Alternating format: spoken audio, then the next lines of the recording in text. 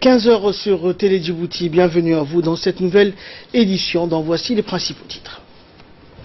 Le chef de l'État a reçu aujourd'hui le secrétaire d'État américain Rex Tillerson.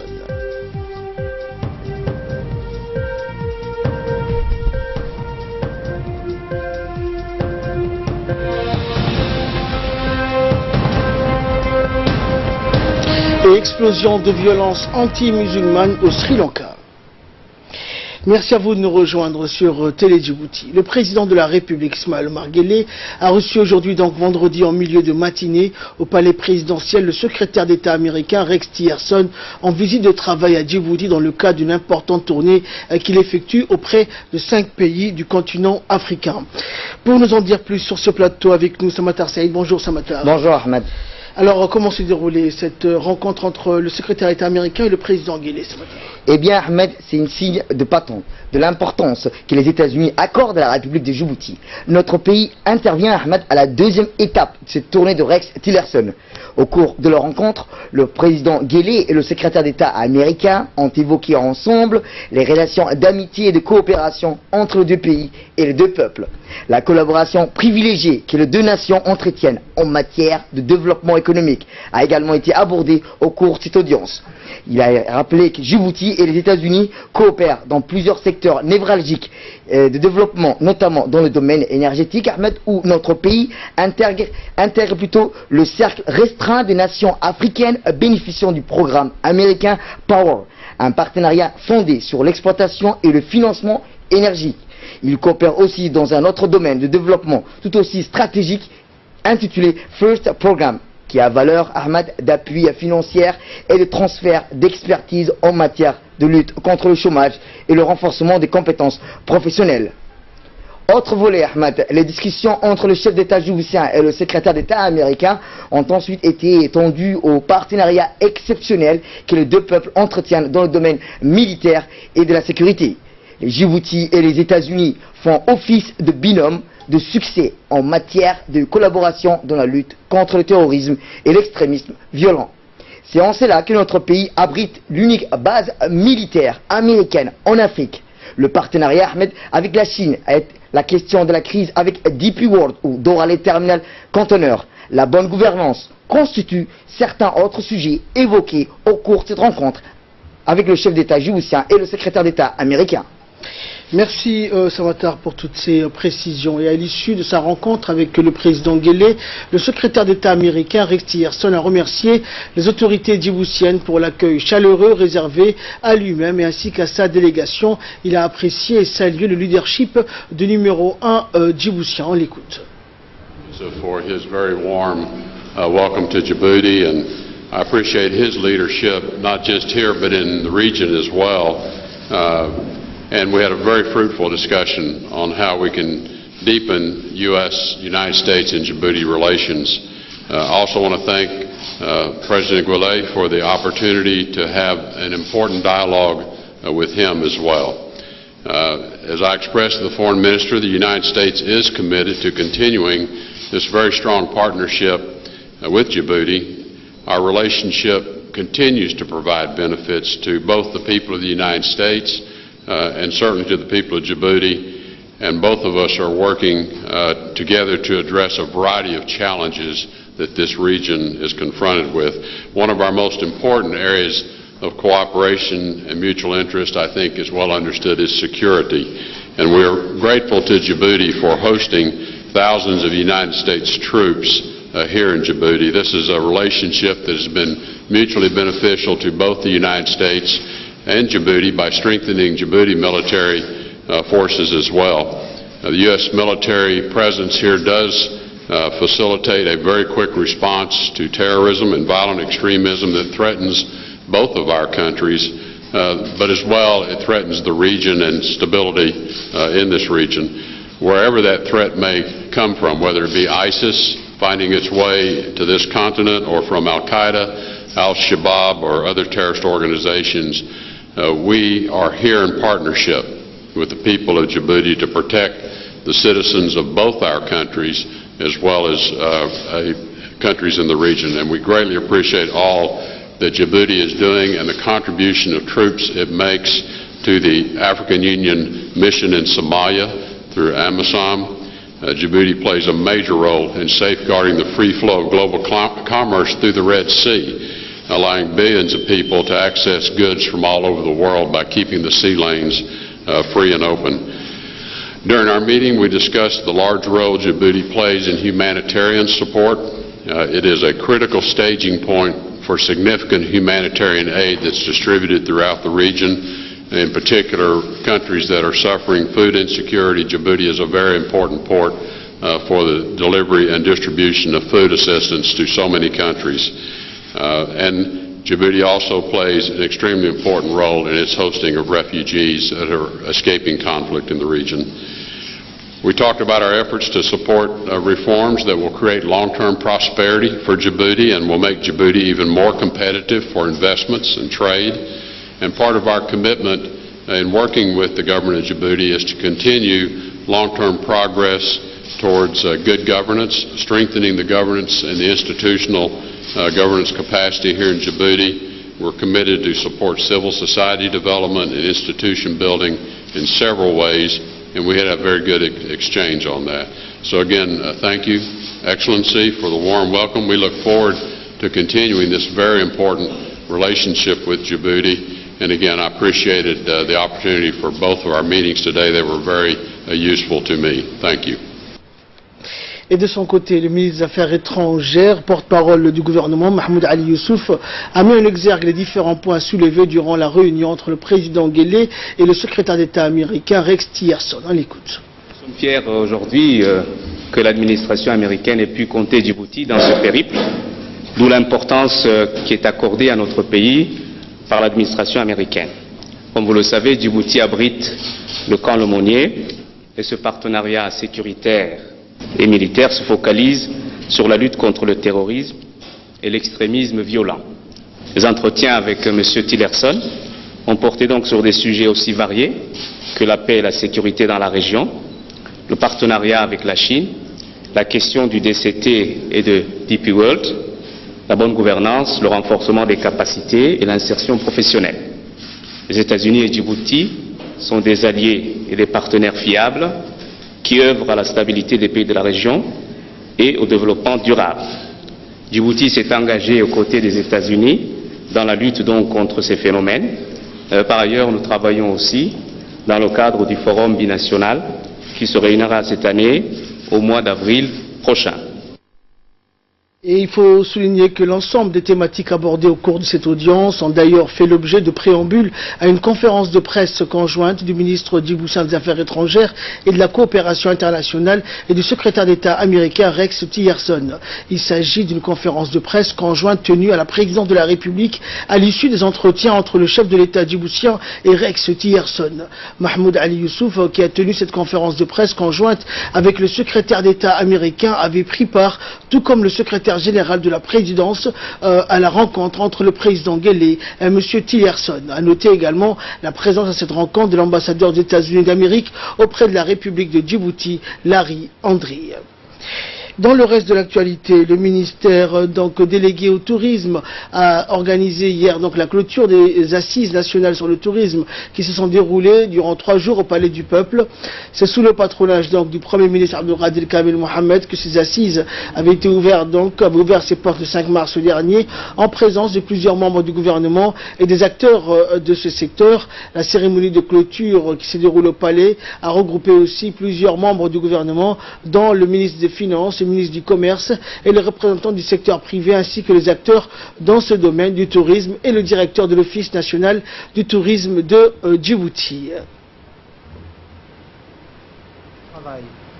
Comprenant notamment un diagnostic du secteur et les premières recommandations d'action et de stratégie pour permettre à la République de Djibouti de développer durablement son tourisme.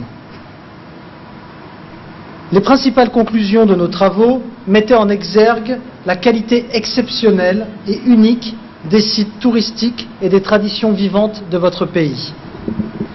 Pour autant, ces ressources demeurent aujourd'hui encore faiblement exploitées au regard de leur potentiel.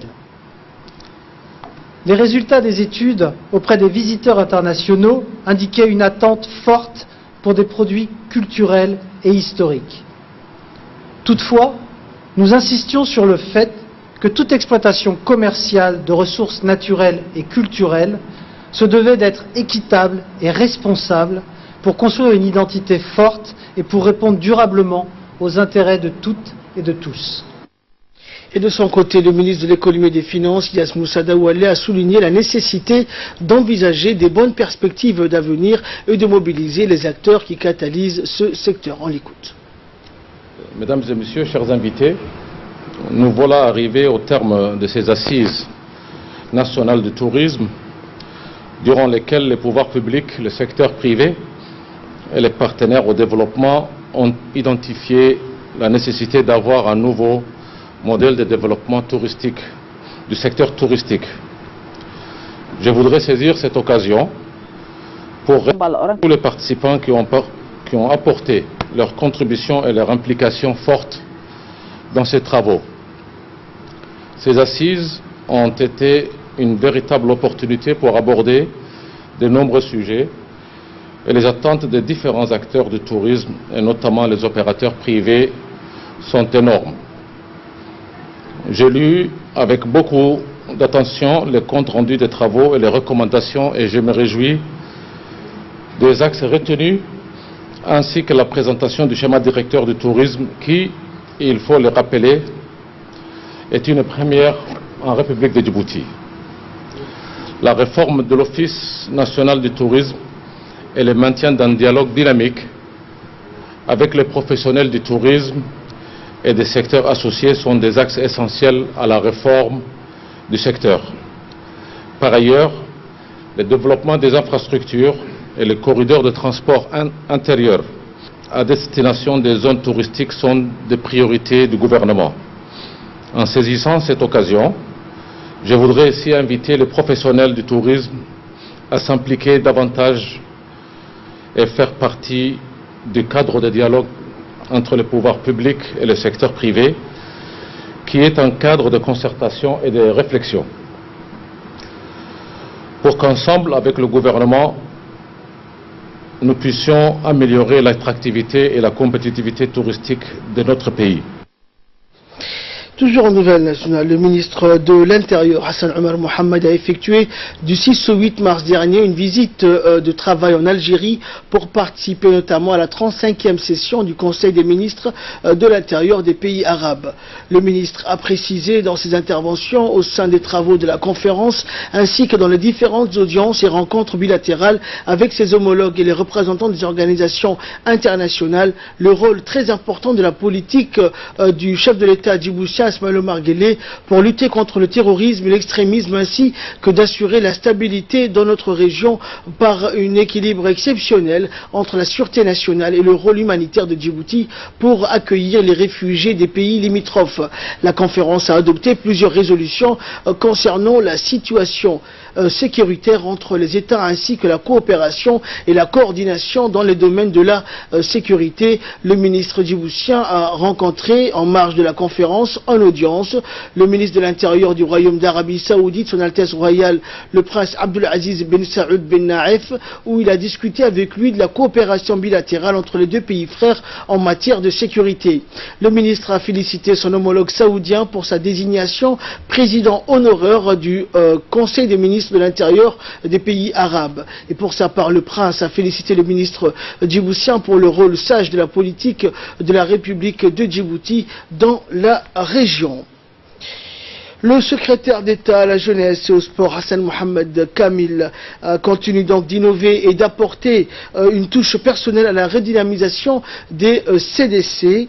Ainsi, donc hier, il a reçu à son cabinet, en présence du conseil technique chargé de la communication, le directeur du CDC du quartier 3, Nasser Hamdi, Madame Madina, Salah, la directrice des CDC, Ruqiyya Hassan, directrice de la jeunesse, Kaltoun Igé, du directeur des régions, Omar Hassan, et du chef de service des CDC, Ahmed Ali. En effet, après avoir constaté les efforts consentis par Nasser dans l'animation des CDC, le secrétaire d'État a décidé de lui attribuer à titre d'encouragement l'attestation du meilleur CDC du mois pour avoir honorablement permis une bonne organisation et fonctionnement de cette structure.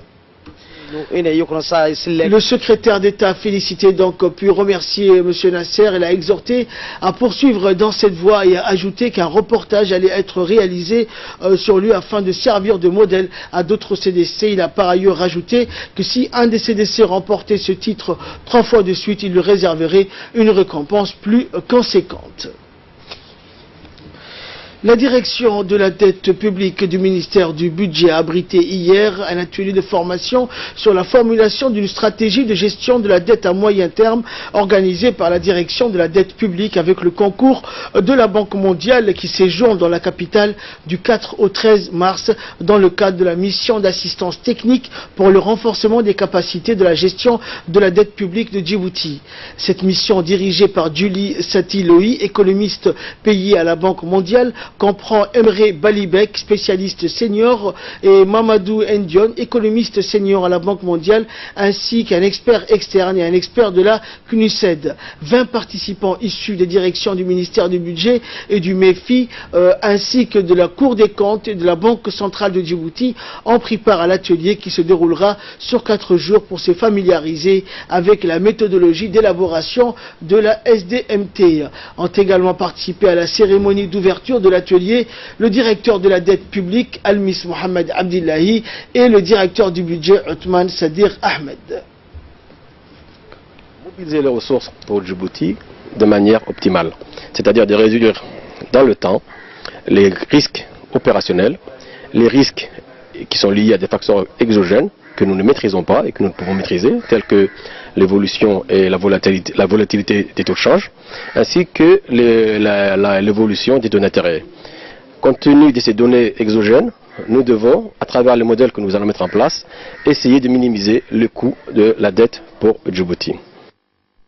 Et le secrétaire général du ministère du Budget a lancé donc les travaux de l'atelier en soulignant dans son intervention d'ouverture l'enjeu de l'assistance technique et l'expertise de la Banque mondiale pour le renforcement des capacités des praticiens de la dette et techniciens de la chaîne de dépenses à mener les analyses du portefeuille de la dette publique sous l'optique coûts et risques, et ce en vue de la formulation d'une stratégie de gestion de la dette optimale à moyen terme. On l'écoute. Monsieur le directeur de la dette publique, à l'initiative de cet atelier. C'est un immense plaisir pour moi de vous souhaiter la bienvenue à cet atelier de formation sur la formulation d'une stratégie de la dette à moyen terme, organisée dans le cadre de l'assistance technique au renforcement des capacités de gestion de la dette publique de Djibouti sur la période 2017-2018. Cet atelier, qui durera 4 jours, combinant des sessions théoriques et pratiques, s'inscrit dans le souci des autorités de renforcer la gouvernance publique par le biais de l'amélioration de la performance de la gestion de la dette. Et je tiens ici à remercier les experts de la Banque mondiale et de la CNUSED pour les efforts qu'ils mettent en œuvre afin d'améliorer et de renforcer nos ressources humaines dans le domaine de la gestion de la dette. Cet atelier fait suite à l'évaluation plus connue sous le sigle de DEMPA réalisée en avril 2017 par la Banque mondiale à la demande des autorités, qui visait à établir un premier diagnostic de l'outil de gestion de la dette.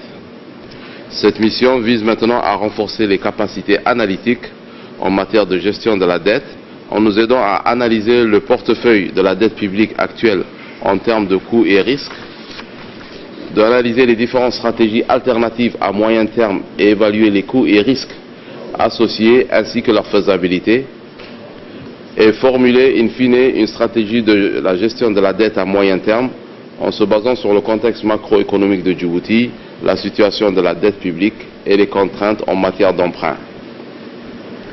Mesdames et messieurs les participants, vous avez été désignés afin de participer à cet atelier et pour vous apporter un support technique en tant que praticien de la dette, mais également en vos qualités de technicien ayant trait à la chaîne de la dépense, pour renforcer vos capacités d'analyse du portefeuille de la dette publique sous l'optique coûts et risques. Je suis ravi de présider ces travaux et demeure convaincu qu'à travers cet atelier, vous puissiez bénéficier de l'expertise nécessaire pour les missions qui vous sont dévolues. En nouvelle nationale, toujours, le conseil technique du président de la République chargé des personnes à besoins spéciaux de Al Saïd s'est rendu dans la journée d'hier à Ali Sabié, à l'école Lec, où se trouve une classe des besoins, donc des enfants à besoins spécifiques. À son arrivée sur les lieux, il a été donc accueilli chaleureusement par le préfet de la région, Mohamed Ouaberi Assoué, et par le président du conseil régional, Omar Ahmed Ouaïs. Après la visite de courtoisie avec le préfet de la région d'Ali Sabié, le conseiller technique donc du président de la République chargé des personnes à besoins spéciaux, en compagnie donc avec le président du conseil régional, s'est rendu dans une école située au sein de l'école primaire Saint-Louis d'Ali Sabié, appelée École pour tous, où se trouve une classe spécifique des enfants à besoins spéciaux. Cette école est dirigée par une branche italienne. Cette classe regroupe des enfants ayant des besoins spécifiques différents, une première dans la République de Djibouti. Et lors de sa visite, Ali Saïd a remis des couvertures à ses enfants, et à cette occasion, il a demandé à la sœur Anne, qui dirige cette école, de fournir une liste de tous les besoins nécessaires pour ces enfants à besoins spéciaux.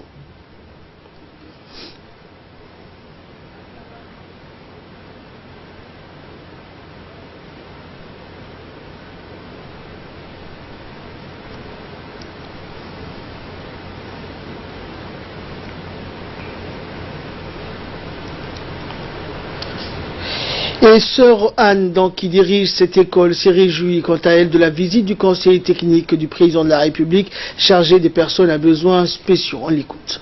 Les gens de Djibouti sont très sensibles avec les enfants à besoins spéciaux, vraiment. J'ai vu que les enfants à besoins spéciaux se sont bien aidés, ils peuvent se développer, ils peuvent apprendre quelque chose de très important. Et j'aime aussi que notre enseignantes sont bien préparées, sont très engagées avec les enfants. Et ça, c'est très important que tout le monde de Djibouti, il apprenne ça. Parce que les enseignantes sont vraiment formidables pour cette école. Ils ont eu une bonne formation, mais ils sont très attentifs aux besoins. Et merci aussi au président du conseil régional parce qu'il nous facilite à avoir les papiers pour l'enfant pour envoyer après dans l'école publique aux autres écoles. Après Ali Sabié, direction d'Ikil, où donc dans le cadre des projets d'employabilité de la main-d'œuvre djiboutienne, la seconde phase de la formation sur la compétence des bases en employabilité et entrepreneuriat s'est tenue au sein du conseil régional de Dikil pour une durée d'une semaine. Cet atelier de formation sous l'égide du ministère du Travail en collaboration avec le FNIAP, financé par l'USAID, a regroupé plus d'une cinquantaine de diplômés de la région de Dikil.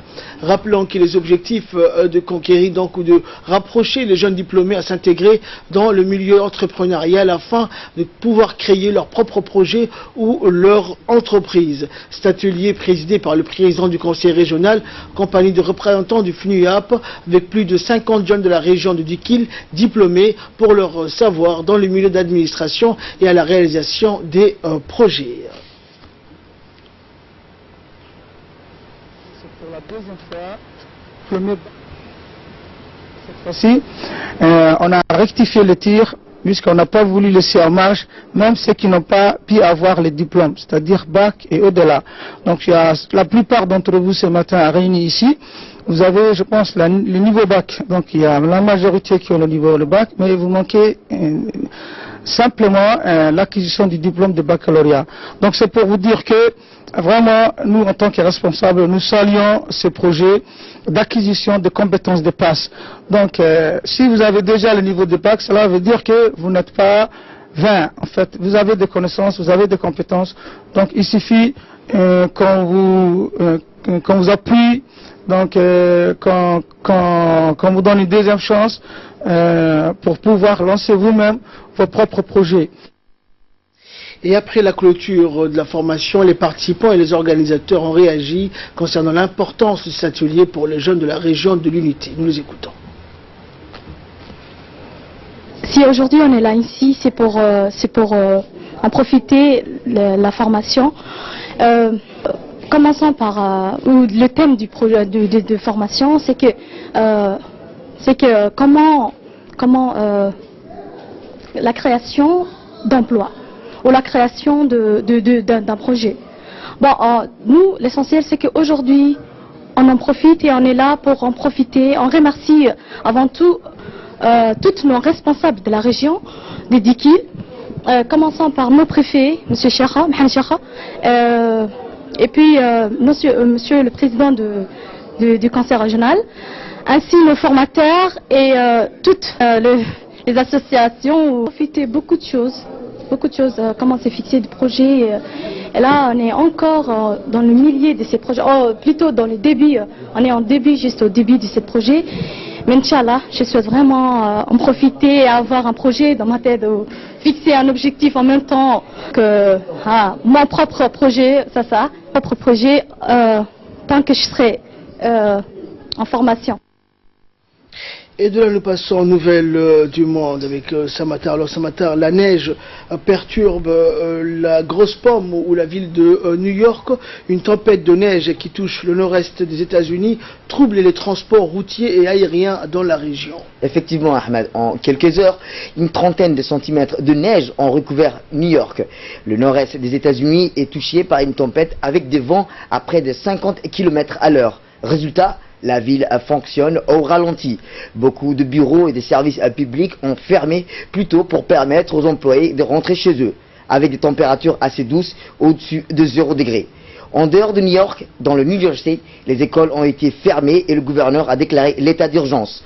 Enfin, une autre tempête plutôt avait touché le nord-est du pays, allant du Maryland à Massachusetts, laissant une centaine de milliers de foyers sans électricité. Et enfin, donc, explosion de violence Samatar anti-musulmane, cette fois-ci au Sri Lanka. Au moins 3 personnes ont été tuées et on dénombre une dizaine de blessés. Les bouddhistes radicaux sont montrés du doigt. Effectivement, au Sri Lanka, le calme est revenu hier après une nouvelle vague de violence contre la minorité musulmane. Des violences perpétrées par des bouddhistes radicalistes. Malgré le couvre-feu décrété depuis lundi, 3 personnes ont été tuées et une dizaine d'habitants ont été blessés, condit une agglomération du centre de l'île. En quelques jours, une centaine de commerces et de maisons ont été incendiés et une mosquée a été saccagée. Mercredi, une grenade a également explosé dans la banlieue de la ville. Les bouddhistes qui l'avaient dégoupillé est mort durant l'explosion. 7 émeutiers ont été arrêtés après avoir bravé le couvre-feu, selon la police locale. Et les fournisseurs d'accès Internet ont reçu l'ordre de bloquer à Facebook dans tout le pays après la diffusion du message malveillant. Merci Samatar et merci également à vous de nous avoir suivis. C'est la fin de ce journal. Excellent après-midi sur Télé Djibouti.